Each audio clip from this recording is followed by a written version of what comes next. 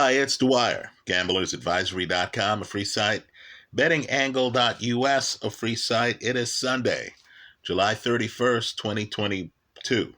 Remember, the opinion you should follow should be your own. Just consider this video to be a second opinion from a complete stranger online. Now let's talk about a fight that was a loss for me. Did not turn out the way I thought it would. Let's talk about my expectations. Let's talk about the fight. It was the matchup between Ali Demirezen, right, former Turkish Olympian, and Adam Kownacki that took place at Barclays Center, Kownacki's backyard.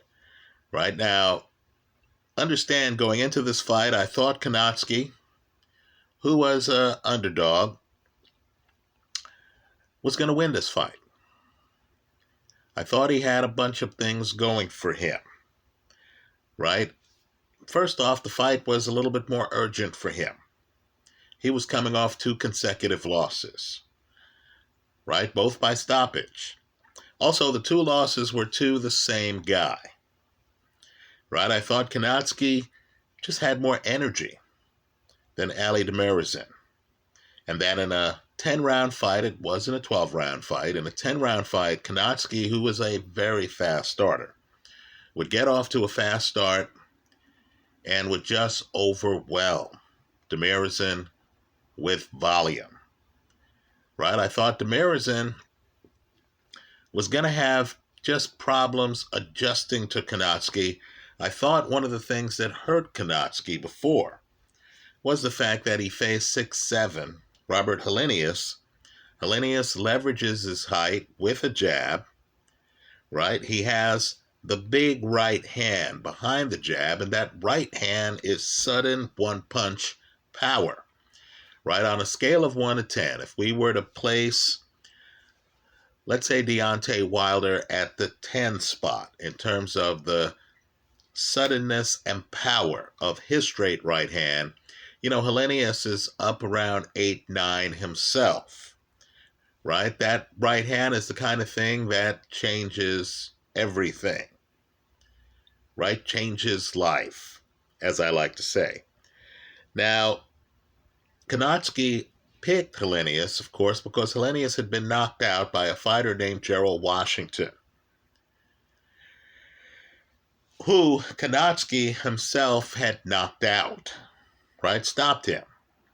So I'm sure when Kownacki went in against Helenius, he was a little bit surprised at the length, at the height, at the fact that he had a hard time getting to Helenius, and that Helenius still had that right hand free to hurt him.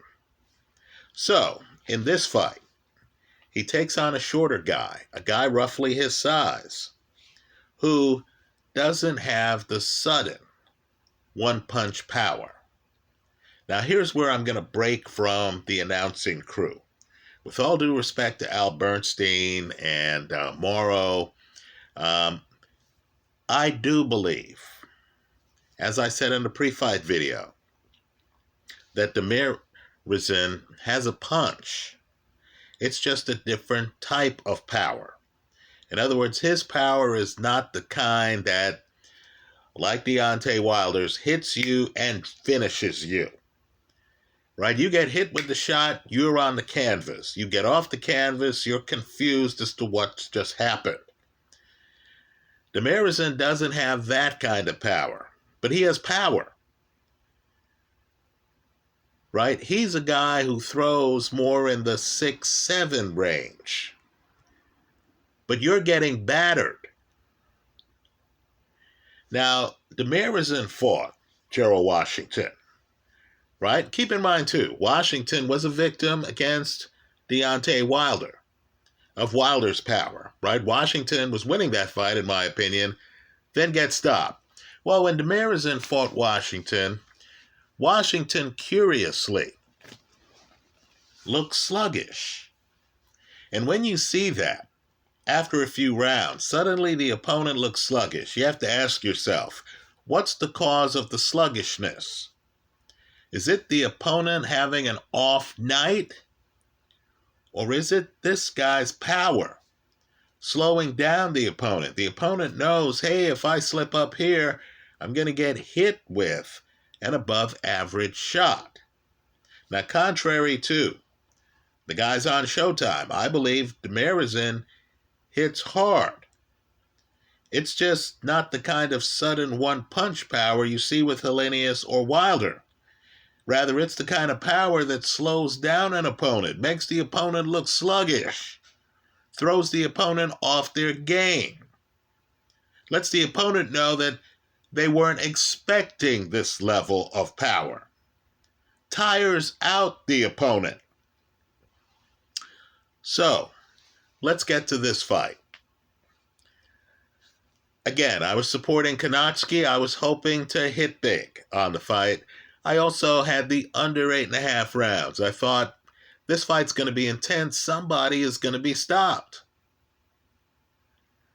Well, the first 2 rounds, I couldn't have been happier. Kownacki comes out high volume. He's throwing a lot of power shots. Demirezen is unprepared for it, right? Doesn't look fully prepared for it. Finds himself on his back foot, tries to trade, but can't match Kownacki in volume. Kownacki also is doing things to help himself later. So you notice he's throwing a left hand to the body that goes unblocked. It's there for him, right?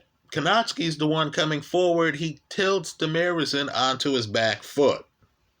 The first round is convincingly a Kownacki round. He looks like he's back. He even takes some shots, right? For a guy coming off 2 knockout losses, that was important. You realized, okay, well, Kownacki still has a bit of a chin on him, right? After all, this is a guy who went 12 rounds with Chris Arreola, right? This is a guy who fought Charles Martin. Well, then you get to the second round. Now, Kownacki still has the upper hand, at least on my scorecard. But you notice Demirezen, who's a quick study, has upped his volume. You notice the fight that had been a bit one-way is now two-way. You notice that there's a little bit of a struggle over who exactly is going to be able to be front foot.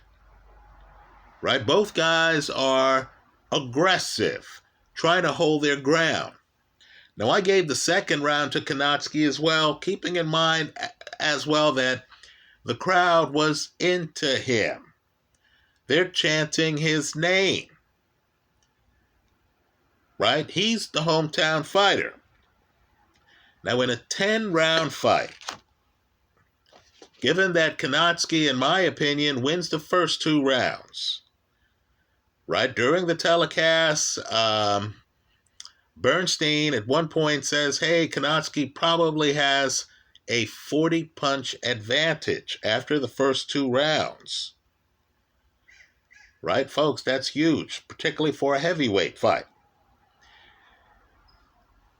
Just doing the math, if Kownacki's up 2 rounds to none, all he has to do is win 3 more rounds to get a draw. If he splits the other 8 rounds, right, doesn't have to have the upper hand, just can't have the lower hand. If he splits the 8 rounds, he has the win. 6-4. Well, in the biggest surprise of the night for me, right, and the night had another fight, Danny Garcia, Jose Benavidez Jr., but in the biggest surprise of the night, in the 3rd round, Demirezen recalibrates. Demirezen, who going into this fight I thought was low energy, is high energy. He starts matching Kownacki. He is the one who's able to establish a front foot. Now keep in mind, it's important because neither of these guys has a great back foot. Kownacki is an offensive juggernaut on his front foot. He's a different person on his back foot. right? This is high-level boxing. Very few guys on their back feet are able to mount an offense. Right? Kownacki on his back foot, just not the same fighter. Right? Understand, too, that Kownacki just doesn't have the type of skill set that allows him to regulate the pace. In other words, he's up 2-0. He's not the kind of guy who can then say, okay, let me stick and move this round. Let me dance. Let me take the volume out of the round.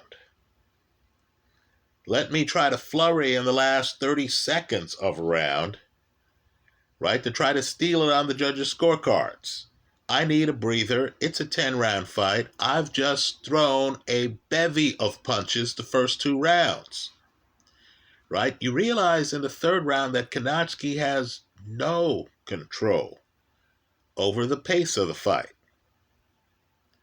So this fight descends into an old-fashioned shootout. Now let me just say, there's a phrase I used to use, perhaps too much in these videos, where I would refer to a fighter as adaptive reactive. Right? This is the guy who during the fight is learning things and is able to adjust his strategy. Right? He's not waiting for the corner to tell him what to do. He's not a soldier, rather he's the field general. Now you see, during the fight, Demirezen figure out that he can throw a left uppercut. Now that's one of the secrets to Demirezen. He's extremely two-handed. Right? So even though he's fighting out of an orthodox stance, the guy can throw a uppercut with his offhand. So you see him, Kownacki's coming into the pocket.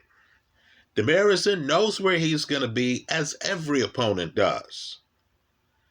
But this is the guy who, in the face of heavy volume, figures out that Kownacki is vulnerable to uppercuts. So he starts throwing a left uppercut, and then he makes a further adjustment. He realizes that when he throws the left uppercut, Kownacki is also open for the follow-up right hook. Right, folks? It's stunning. It's stunning. Because Kownacki keeps doing the same thing. He keeps getting hit with the uppercut, and he's just not defensively blessed where he can feel the punches coming. So he keeps getting hit with the uppercut, and then he keeps getting hit with the right hook from Demirezen. Let me tell you one of the problems in the fight, too, for Kownacki. Right? Kownacki never figures out how to put an arm bar to stop the uppercut. But more importantly, he's clueless on how to roll away from Demirezen's right hook up top. Utterly clueless. So, the fight becomes a shootout. And the guy who's shooting the more accurate, more thought-out bullets is Demirezen. After the first 2 rounds, Demirezen takes over the fight. Right? Kownacki, that uppercut lands for pretty much the rest of the fight.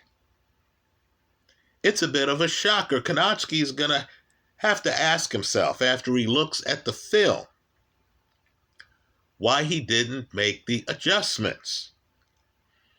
Also, Kownacki seems surprised by the shootout. Right? He must have looked at the same videos I looked at, right? Here he is pushing a fast tempo the first 2 rounds, and now suddenly he's in the 3rd round, and his opponent is actually pushing back. Right? It's as if they get in the fast lane on the highway and the opponent says, okay, keep your foot on the gas. Let's go. Right? I'm here on the fly figuring out I can land an uppercut on you. I'm here on the fly actually adding to it.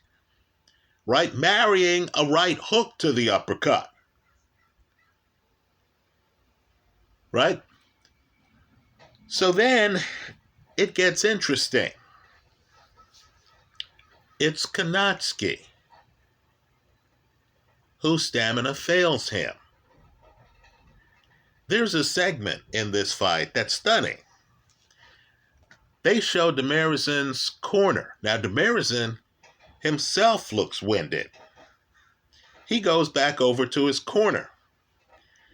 His cornerman then looks at him and says, he's getting tired. Right? Not, hey, player, how are you holding up? No. It's as if Demirezen's corner expected Kownacki, who's one of the most high-volume heavyweights in all of boxing, to wilt. Right? In that moment, I thought, whoa, I mean, aren't they worried about their fighter wilting? No, because Demirezen keeps this going in round 3, round 4, round 5. Folks, he keeps it going the rest of the fight. Also, Kownacki, that left hand to Demirezen's body was always open. He also was throwing jabs to Demirezen's body. You get to the 3rd, the 4th, the 5th round, he abandons that. Right? The shootout fighter. The guy who's in shootouts with Chris Arreola, Arthur Spielka. The guy who is accustomed to this pace is the one who starts forgetting to do the things that are actually working for him. Right? So the judges got this right. Right? By the 10th round, it really became a question of, is Kownacki going to get a stoppage to avoid losing the fight? Let's go one step further. It was desperate for him in the 9th round. And incredibly, and it was a shocker, Kownacki is very low volume in the 9th round. He is so tired, folks. He's so sluggish because he's been getting hit with heavy punches. Right? 6, 7 on a scale of 1 to 10 variety. Not the Deontay Wilder punch that causes knockdowns, but rather the steady diet of heavy punches that softens up an opponent. So on the Showtime telecast, they actually talk about the fact that the last place Kownacki's corner wanted him to be was up against the ropes. Kownacki, a front foot heavy fighter, has been broken to the point where he's backed up to the ropes and is covering up in the 9th round.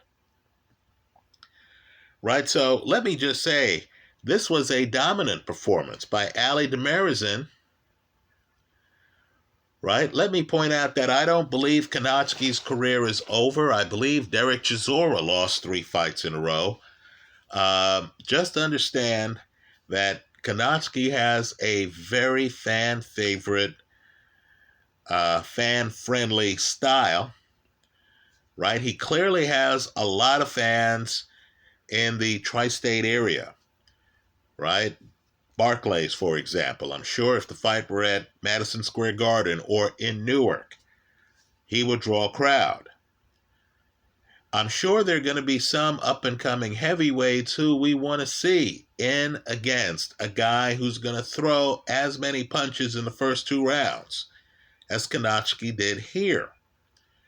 Right? I'm sure there's some managers of some young heavyweights who are thinking, gee, this guy faded so badly in this fight, right? He's up 2 rounds to none, and then, of course, he goes on to lose by decision in a 10-round fight, right? That they're going to think, hey, my young lion, if he's just prepared to take over the second half of the fight, if he's prepared to tilt this guy onto his back foot, my young lion should be able to get a win over a guy who beat Charles Martin, who did hold the heavyweight title at one time.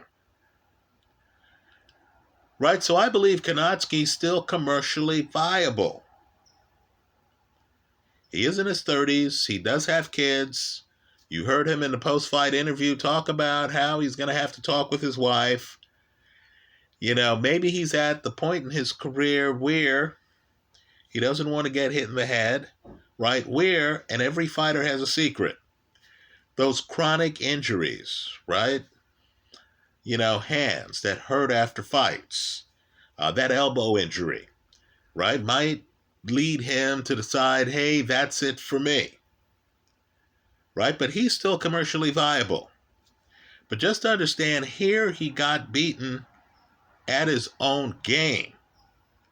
Demirezen didn't force Kownacki to fight his fight. No, Demirezen, after losing the first 2 rounds, continued to fight Kownacki's fight. Continued to be in the pocket. Invited the trading. Just was clever about it. Right? Mixing in uppercuts, throwing hooks, you know, making sure he was the person on the front foot, right? Finishing rounds strongly.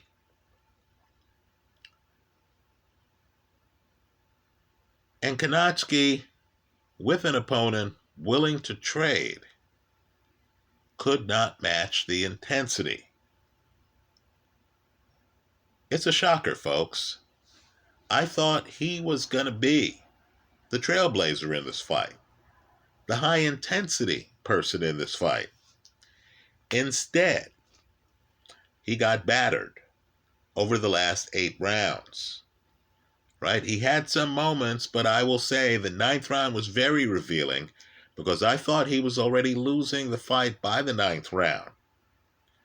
I thought this was blood and guts time. This was where you say, okay, look, I have got to win these last 2 rounds, right? So that I, am daring the judges in front of my hometown fans to take this from me, right? And he could not rise to the occasion in that 9th round, right? He's over by the ropes. He throws less than 70 punches in the round. Demirezen was the one, by that point, throwing more volume, being more energetic. Shocker for me, I'll take the loss. Kownacki, after the fight, said that he felt rusty. I got the feeling there was some dysfunction with his corner, right? At the end of 1 round, he dropped his hands and got hit with some shots. Let's just say the corner was very upset with him. And then, of course, despite the urgency in the corner, Kownacki goes out and lays an egg in the 9th round, right? Deliberately. Looks like he's made a decision to go over by the ropes. Seems to have been mentally broken. That's how I saw it. Let me hear from you. I hope you leave your comments in the comment section of this video. Let me just point out that Demirezen is interesting because, you look at his tapes and opposing fighters look sluggish, right? Here, Kownacki starts the fight at 100%. By the 4th round, he looks sluggish. That tells me that there's a lot of sting on Demirezen's punches, whether or not the other guy gets knocked down, right? Let me also point out, too, that Demirezen's 1 loss is to Efe Ajagba. In other words, Demirezen doesn't have the fastest foot speed, right? Truth be told, he doesn't have the fastest hand speed either. You get the feeling a tall guy with a good jab who can keep him outside can outpoint him in a slower pace fight, right? But understand, in the heavyweight division, just in terms of handicapping future fights, there are a lot of guys 6'3" and under who view themselves as warriors, who aren't going to try to keep you outside with a jab. So I think Demirezen is going to be someone who's going to shake up the order at heavyweight, right? He wants to fight in the United States more, right? You have exciting, action-packed fighters like Derek Chisora out there who, don't have that great jab to keep you outside, who want to trade with you. And it's clear from this fight that trading with Demirezen, allowing a pocket to form, having a shootout is perilous because this guy's adaptive, reactive. He's extremely two-handed. He hurt Kownacki at times with his left hand, throwing hooks, right? A guy like this who's making adjustments and who can do so with power and with consistency, right? Once he gets going in the third round, folks, he's going the rest of the fight. A guy like this is going to be troublesome, especially for some of the young talent at heavyweight. That's how I see it. Let me hear from you. I hope you leave your comments in the comment section of this video. Thanks for stopping by.